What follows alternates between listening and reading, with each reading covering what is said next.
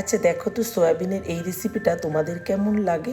প্রথমেই আমি মিক্সিং জারে সয়াবিনটাকে দিয়ে একটু গুঁড়ো করে নিলাম। সেদ্ধ করার পরেও গুঁড়ো করতে পারতাম, তবে কী হয় বলো তো, ওটা জল দিয়ে গুঁড়ো করতে হতো। তাই জন্য আমি একদম গরম জলে ফুটিয়ে নিয়ে তারপরে একদম একটা ছাঁকনির মধ্যে ছেঁকে খুব ভালো করে সয়াবিনটাকে ধুয়ে জল চিপে নিয়েছি। আর এখানে চপারে করে ক্যাপসিকাম আর পেঁয়াজ কুচিয়ে নিয়েছিলাম, সেটাও একটু জল ছেঁকে নিয়েছি। আদা রসুনের পেস্ট, চিলি ফ্লেক্স, বাঁধাকপি কুচোনো, স্বাদ মতো নুন দিয়ে একটুখানি চিনিও দিয়েছি স্বাদটার ব্যালেন্স করার জন্য।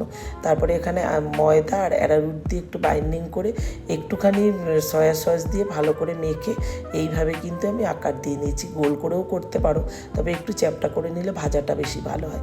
এভাবে কিন্তু স্ন্যাক্সেও চায়ের সাথে খুব ভালো লাগে, এভাবেও কিন্তু খেতে পারো শুধু ভাজাটা।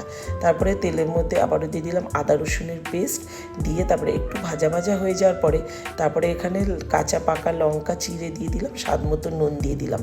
তারপরে এখানে আমি দিয়ে দিলাম পেঁয়াজ আর ক্যাপসিকাম একটু ছোট ছোট করে কেটে রেখেছিলাম, সেটা দিয়ে একটু নাড়াচাড়া করার পরে দিয়ে দিলাম একটুখানি সয়া সসটা দিয়ে একটু নেড়ে তারপরে টমেটো সসটা একটুখানি দিয়ে তারপরে আবারও নাড়াচাড়া করে স্বাদটাকে একটু দেখে নেবে নুন মিষ্টিটা ঠিকঠাক আছে কি না। তারপরে পরিমাণ মতন জল দিয়ে তারপরে 1 চামচি কর্নফ্লাওয়ার গুলে দিয়ে দিলাম থিকনেস হওয়ার জন্য।